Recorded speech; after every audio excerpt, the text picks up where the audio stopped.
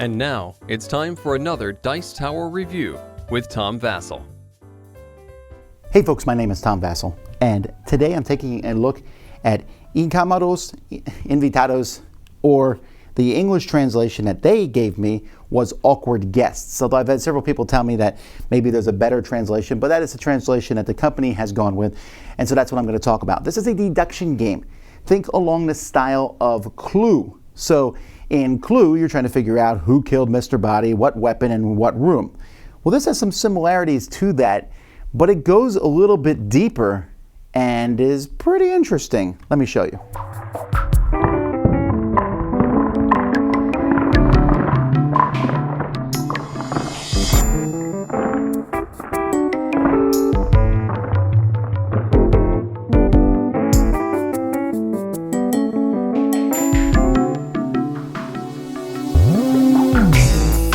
In this game, you are trying to figure out who the murderer is. So there are 6 suspects.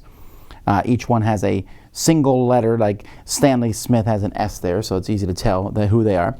They each have 3 possible motives that they could have done. And then there are 20 different weapons down here that could have been used. Now this shows a map of the manor, or the mansion, and the murder always happens in the study in the crime scene. So that's where the body is found. Each of the innocent people is hanging out in one of these white rooms: the billiard room, the hall, the living room, or the library. So they're going to be, the murderer, though, is going to be moving from one of these rooms, following these arrows, to get to the crime scene. Somewhere along the way, they're picking up the weapon. So with that information, you are going to be figuring out who did it, why they did it, or how they did it.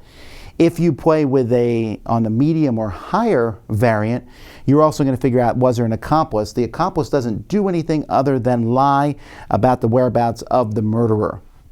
Now, the way that you're going to be putting this information together is through a pile of cards. There are 234 cards in this game. Each of these cards is numbered in the top corner. And what you're going to be doing is you're going to be putting together a case. So here's the rule book, and you pick a case from here. So maybe I'm playing one with difficulty of A, and I'm going to need all these cards. I need card 3, 6, 9, 14, 23, 24. So the way I've done it is just have someone else read me the numbers, and I pull the numbers out. Those numbers are going to make a 70 card deck that is going to definitively prove, if you looked at all the cards, who the murderer is. Now, players are going to get a shield to hide their paper. Each person's going to get one of these papers. And the shield's going to show all the different possible cards that are in the set. And then you're going to start the game. Everyone's going to get some of the cards, 6 cards handed to them, and you're going to fill out information here. So let's take a look at some of these cards and how the clues of this game work. Now, there are police and scientists, and these guys are always going to tell you the truth. So for example here, the police says the motive is not blackmail on this particular card.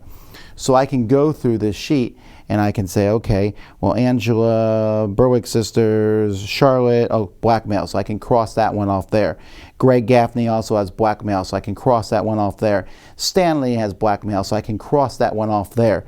So that's a pretty good clue, because it lets me cross off something. Or here they're saying, after examining the body, there was no heavy bleeding. So I can look down here and I look at the signs, and so heavy bleeding is number 2 here. So I would take all the weapons that have number 2 and cross them off. So the revolver in the bedroom here is a 2, so I can cross that one off. Or I can go over here to saber the hall and cross that one off. Sometimes they might say there was no bladed weapons. Great, I can cross off all 4 of these. Or sometimes it's very specific, like this card here would say it could not be the poisonous plant. Great. Another thing that's going to happen is people are going to tell you things that are happening in different rooms. So for example, the staff here says nobody went from the hall to the billiard room. So I can cross off between those arrows. And that gives me an idea. As I cross off different doorways, I can figure out that maybe a certain way was not possible to go. Here, the housekeeper says there was 2 people in the billiard room. So, okay, I now know that it was 2 people that started here. Although the game's a little tricky because there are 6 suspects, but there are 7 people. The 2 people might be the Berwick sisters, so you got to keep that in mind. The people themselves are going to be giving you clues. The Berwick sisters say they were with Angela. Well, if you find a clue card later on that says Angela's with the Berwick sisters, then you can assume that they're both innocent, because only the guilty person lies, unless you're playing a hard one, because one of them might be the accomplice. Stanley says he was in the library. And so each of these clue cards you're going to write down. You'll notice there's little check boxes here up next to the motives. That's because you can find things like here where Angela says Greg had motive to do it, stolen tradition. So I'd go over to Greg and I would mark off the Angela mark there, the one with the A. And then maybe later on I find that Greg had motivation to do it. The police said he had evidence here, so I would mark off the evidence. If all three of those are marked off, then that's a good chance that that's his motive. However, that doesn't mean he's the guilty person. But if you find the guilty person and have all three of those little ones checked off, then you know that was their motive. So there's also, let's see, there's cards like this here. This is only used when you're playing with accomplice. You see that Greg was conspiring, so that means he could have been the accomplice. It doesn't mean that he was. Just because he was conspiring doesn't mean that it happened. And so there's all different clues that players are going to be working with, trying to figure out and slowly cross these off. Now the way that you get clues is each round of the game, you're going to use a map here. Now I don't actually have a map in English, so these are just the different rooms in the Spanish. And when it's your turn in a 3 or more game, you're going to pick 2 of the things. So maybe I'll pick the library and Mortimer. I could pick any 2 things. If you're playing a 2-player game, you would pick 4 things. And then each opponent is going to look at their clues. And they're going to look at the top corner here. So I'm looking for library. This one's library or Mortimer. So there's no library Mortimer, but I can offer this clue. So I'd put this clue down in front of me, and I would put the value of the clue total. The clues are going to be 1, 2, or 3. And so if you had an opportunity to offer maybe more clues, you'd put 4. After everyone has offered me clues, I then can decide who I want to trade clues with. I have to give them that value of clues. It can be anything. It doesn't have to be library or Mortimer. I give it to them, and I take their cards. And so you're trading clues back and forth. Each person has a chance to do this. After everyone has done that, then everyone's going to discard 3 of their cards and then discard down to 3 and then draw back up to 6. And you're going to keep going. Now, at the end of a turn, before you discard and draw, anybody can say they figured it out. And then you will go in the book, and I'm showing you the Spanish version, so not to spoil things. You'll find the clue case, and it will tell you, and if you're right, you win. If not, you have to reveal all your cards, and everybody can look at those, and then maybe someone else might be able to win. And you keep going till 1 or more people figure it out. The game also comes with these tokens, so you can all hide them each turn, and you say, I can discover it, or I still don't know. But we just did it out loud because it was a lot easier. That's how you play. The artwork of this game is kind of strange and grotesque. It's kind of weird just looking at the different characters in the game. This is my printed out rule book with the English one. These are cool. They're shields. I really like them. I mean, if they were in English, they'd be more useful. They show you how to mark up every card. So when you see a specific type of card, this is how you mark it on your sheet. And then the back, it shows you this, and you can use this to point the arrows at. Now, shields that are only one bend like this aren't quite as handy. These, you can make copies of or print them off the internet. I've copied them quite a bit. A lot of these involved in the game. Everything else, this is to show who the start player is each turn. I like that he has like a knife buried in his back. And then I have all the cards here sorted out in number order. And then some components. It's a nice enough game. It is very brown, right? So there's not a lot of other colors involved in the game, but this art's not going to appeal to everyone, but the art also didn't really affect me because I was too busy doing deduction. There's so much in this game that is just fascinating to me. But mostly it's about figuring out the clues. Now, the thing I like the best about this game is in many deduction games, you have to ask other people questions. This happens in Clue and everything else. You ask someone a question and they show you cards and things like that. If they mess up, the whole game is messed up. And there's a lot of games I like Sleuth and Mystery of the Abbey and all, but if someone else answers a question incorrectly in those games, it can mess everybody up. That cannot happen in this game. Instead, you are just given cards and you are working on it on your own. Now, if you mess it up, so be it. So that's pretty cool. Secondly, that 70 card system is just mind-boggling how well it works. You know, when I was showing you cards, I'm like, is he spoiling things? No, because there's 200 some cards, and I guess if someone memorized what number was every card, but I don't think you can do that. You have these 70 cards that are put together, and the book has a pile of them. But if you go online, you can find unlimited versions of them for every combination of murderer, weapon and motive. And so that's a really neat idea. It's a little bit of setup at the beginning to put them together and maybe to put them apart at the end, but I don't care. It's just a neat concept that this card system works, and that set of cards gives you the information you need. You don't need every single card. I have not played on the hardest difficulty yet. Maybe you need a lot more, but I've played all the way up to medium so far. So there's introductory, very easy, medium, hard, and very hard.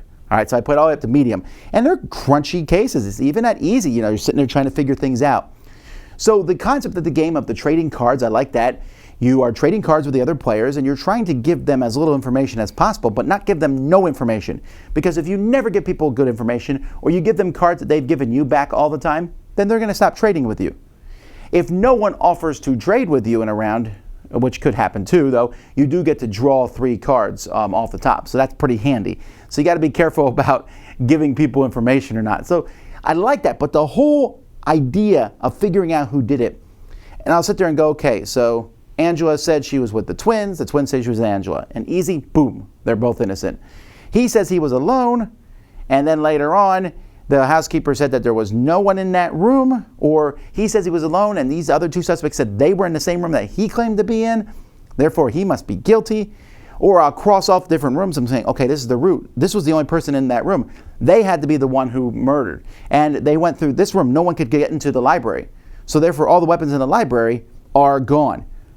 Oh, it's so satisfying. It's satisfying as I cross these off, as I look at the clues. And once you add in the accomplice, it gets a little harder because you can't just assume that when 2 people say that each other is innocent, that they are. So there's just a little bit more going on there. And the fact that the police and everyone else, the staff, are always telling the truth is helpful. And it's just so good. I've played this game over and over and over again. Now, the game goes from 2 to 8 players, it says. So 2, I wondered how 2 would work. 2 works fine. It's basically a race between the 2 of you to be the first one to get that information. And I like it with 2. I have not played up to 8. The most I played with is 5, and 5 was good. And I thought, I don't know that I'd want to play with more because I might be sitting there waiting for clues to be passed to me more often than not in an 8-player game. There's going to be a lot more cards flying around the table, but I think 5 is a good maximum. But this game is amazing. This is my favorite deduction game ever. Now, unfortunately, it's not in English yet. I have English pages and English. They sent me some English sheets, and I have English rules that I printed out on my own. They kickstarted it last year. I think an English version of it did not succeed. And that's really unfortunate because, folks, I love deduction games. It is one of my favorite genres. Up till now, probably my favorite deduction game has been the classic game Sleuth from Sid Saxon, but this is easily my favorite one. Not only is it my favorite one, but it's one of my favorite games I've ever played. I love this game. I'm sitting there taking these cards, trying to figure out which way the person went, figure out the different motives. I have some information here. Am I going to make an educated guess or wait till I know for sure what cards am I passing other players? It is just divine. Fantastic game. Hopefully we get an English publisher to pick it up and bring it to America. And that's part of the reason I'm doing this video, is because I want people to check this one out and take a look at it. It is just that good.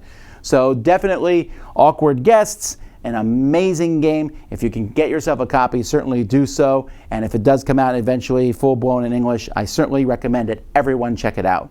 What a great game. Dice Tower Judgment, amazing! Thanks so much for watching the Dice Tower videos. Find more great videos and reviews, as well as our top-rated audio podcast at Dicetower.com. You can also find other great shows at Dicetowernetwork.com. I'm Eric Summerer, and you've been watching The Dice Tower. The Dice Tower is sponsored by Cool Stuff Inc., where you can find great games for great prices. Cool stuff in stock. Check them out at CoolStuffInc.com. Затвори врата.